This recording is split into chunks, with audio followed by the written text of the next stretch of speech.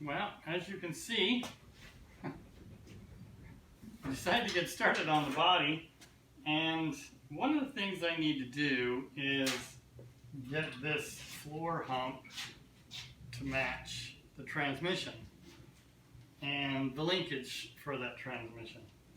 When I test fit this body with the engine and trans before, the only thing that interfered was the linkage. So there's not a whole lot I need to change there in that hump. And if you remember right in some of the past videos, this had an automatic in it, and they hacked up the floor pretty bad in order to get that automatic to clear. So I'm going to have to weld in a new hump to cover up that hole. So in order to do that, I need to get this body cleaned up. My idea was, and my hopes were, that this has an undercoating on it. And the undercoating looks like it's in really good shape. There's no surface rust. I thought it was bonded really well. It's got heavy grease from the rear end leaking. Well, that grease has loosened up the undercoating. So it's pretty soft. It doesn't take much at all to scrape that off. So my original idea of just cleaning it up really good, and then there's some areas where it was flaking, to just get it solid and then recoat it. It's not going to work. There's too many areas where it's coming off too easily. It's not a good bond. So with that in mind, I need to clean this area up as much as I can so that I can weld on it and have good clean welds.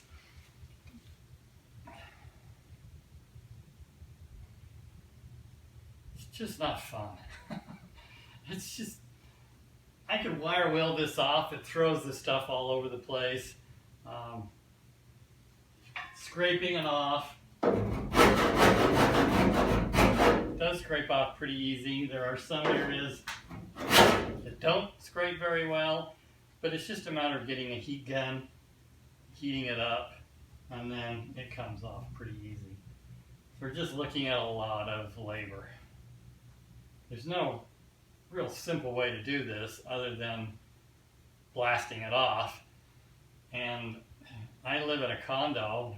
I've got a 4-car garage here. It's great for me to be able to work in, but it's just not feasible for me to blast this off, whether it be some kind of a media blasting or soda blasting. Soda blasting is great, but if I pulled it out in my driveway and soda blasted this thing and left all this mess out front, yeah, I'm going to run into problems with the condo association. They're not going to be happy with me.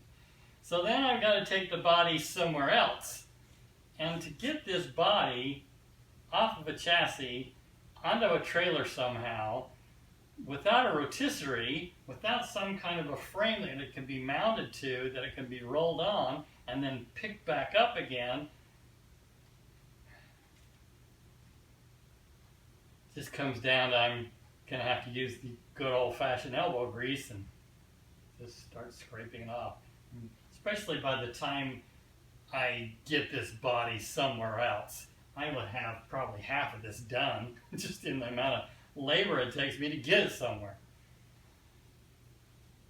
Once I get this cleaned up, then I will put the body back on the chassis, and then I can look at all my clearance areas, see what I need to modify in order to get the linkage to work, see what panels I have to make to weld up, and then I can get the body back up here and I can grind off the areas where I need to weld and yeah. Plus, this piece here is for the gas tank and reinforcing for this back area of the body. This interferes with the new tank. The new tank comes back here about 3-4 inches further. So this is going to have to be either cut out and moved, or I'm going to have to come up with a mount to mount the gas tank to the chassis rather than to the body. So that I've got to balance out. I'd like it to be mounted to the body, but it doesn't have to be. It would make it easier so that I can reroute my gas tank. I'd be able to do it while it's on the body. It's going to be easier than doing it on the chassis and then trying to make the two together. So that's something I'm just going to have to play with. Either way, I think I'm going to have to cut this off because I need the gas tank to set up into the body here as much as possible so that it's not hanging down so far. Then I got another issue of exhaust. My exhaust has got to clear this, and I don't exactly know where that is going to be. The original exhaust went in right here. My coilover shocks are now right here somewhere. So my coilover shocks are going to be interfering with where I want my exhaust to be. So that's another thing I've got to work out.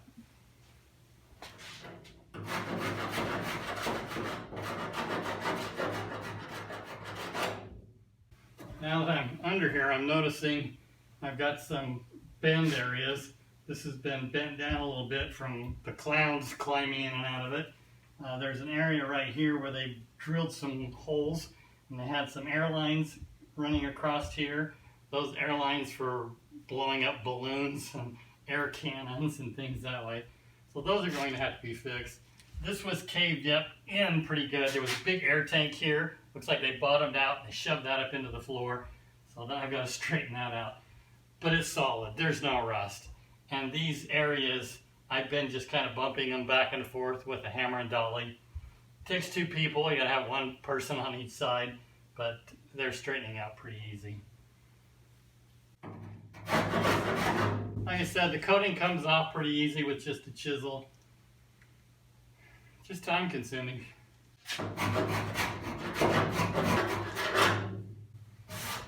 Pretty amazing. It's just taking it right off to the original red oxide primer.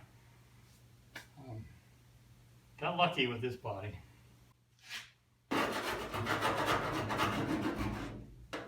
This back area, it's amazing how much of this grit has been building up from the leaking rear end. But it really comes off easy back here. As for the fender wells, it's on there. So that's one of those areas I can probably just clean up and then recoat. But if I'm wanting to just really clean it up and paint it so that it's a nice smooth finish instead of the undercoating texture, something I'll have to think about. I kind of like the clean, smooth look in the fender wells, but putting on a heavy undercoating also is nice because it quiets the fender wells out when you're bouncing rocks and things off of it. Something to think about.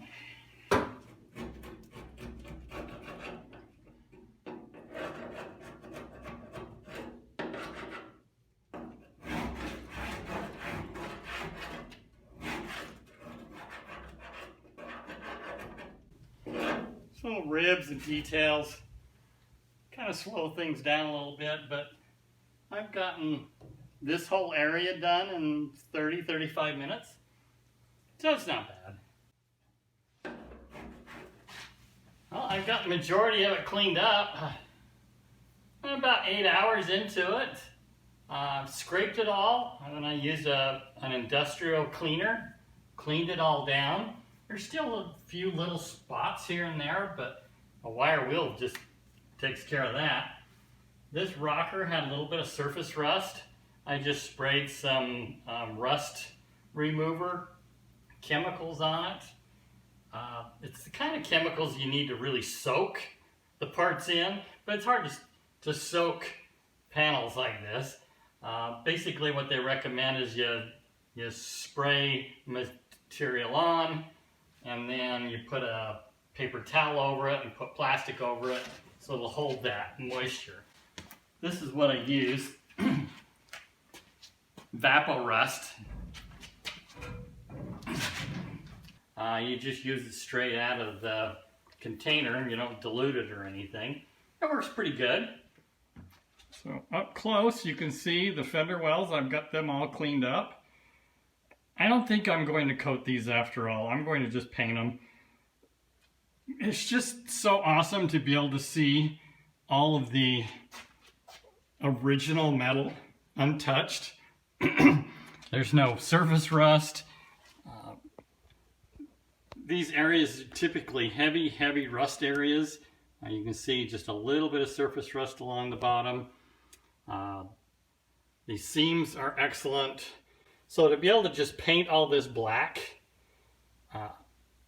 it would just look really nice to show off how clean and straight and rust-free all of this metal is. All these braces that are typically rusted away.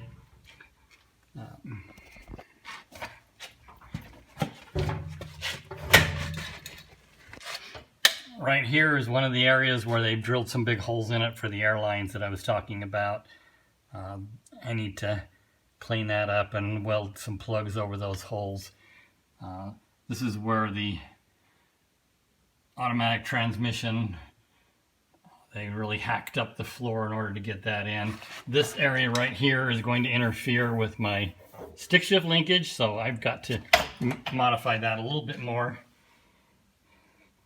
This is the area I was talking about that had the air tank that smashed the bottom up in pretty good. It's still got a little bit of waviness that I need to flatten this out a little bit. It's probably never going to be seen, but just the fact that if you did get underneath this and see just how beautiful all this is. I talked about in the past not making this a high-end show car. I'm still not planning on doing a real high-end, but wow, this is just such an awesome body. It will be a nice show car. And that's the brace there that I need to cut out and move forward for the gas tank. There's two braces there on the tail. I'll use those for the gas tank.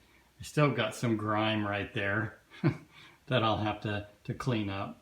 But like I say, the fender wells are done. Everything's pretty well finished. There's just a little bit more to do.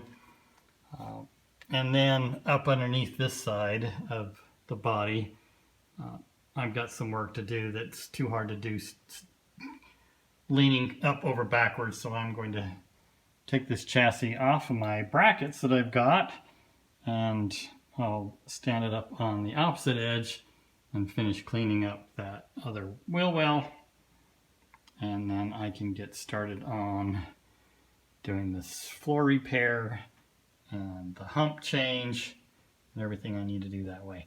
So what I'll do is I'll go ahead and cut this hump so that it clears the transmission, and once I get this opposite side all cleaned up, then I'll drop this body back on the chassis, and then I'll be able to tell what I need to do in order to run my exhaust in this area somewhere.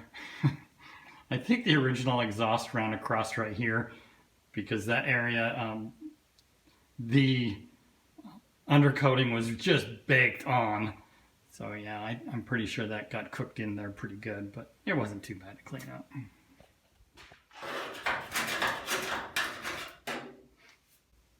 So as you can see, I've got the body now flipped up the opposite direction, and I've finished cleaning up all this side. I'm almost finished with this fender well. And as I'm working around this fender well, I can see this corner has been mangled. It's been pushed in pretty good.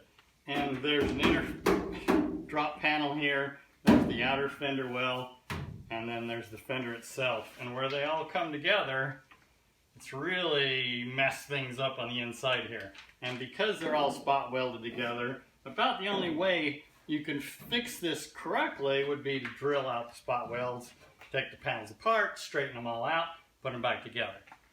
But I've got an old slide hammer, old school way, where I can drill through those layers and I can pull them and push them and manipulate them without having to completely take them apart.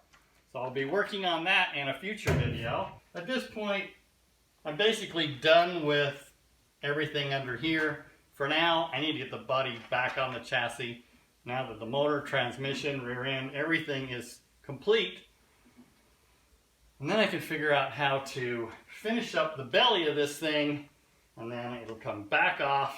I can weld up the new hump. I can do some body work in some areas like this one. It's the beauty of this thing. No rust to have to weld in, patch. As far as I can tell, this is the only body work right here, and there's a little bit on the front, just in front of this driver's door. Just a little bit of a crease. From what I can tell, all the panels on this are the original sheet metal, with the exception of the one front fender.